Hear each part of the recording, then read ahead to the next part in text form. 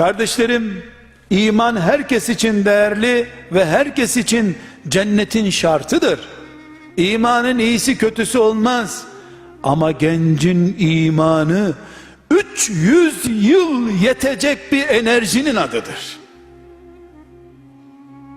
Bunun için emsallerinin keyf-u sefa sürdüğü, istediği gibi zevklendiği bir ortamda, arkadaşlarının nefsine tapındığı bir zamanda, kimsenin onu bir günahtan, ayıptan, namaz kılmamaktan dolayı kınamayacağı bir ortamda, benim Rabbim Allah'tır diyen genç, ihtiyardan, hocadan, hacıdan, sakallıdan daha kıymetli olduğu için, üniversite ortamlarındaki rezil, ahenksiz, berbat pozisyonlara karşı Allah'tan haya edip utanıp kendisini kenarda saklayan delikanlılar, emsallerinin battığı çukurların etrafına bile yanaşmaya cesaret edemeyip Allah korkusuyla cüretkârane bir şekilde ben Allah'tan korkarım, Allah'tan korktuğumun bedelini de öderim, velev ki bütün nimetler elimden gitsin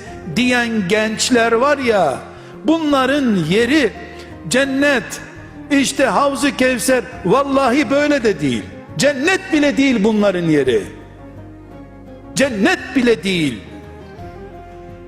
cennet dahi değil. Neresi? Allah'ın arşının gölgesi.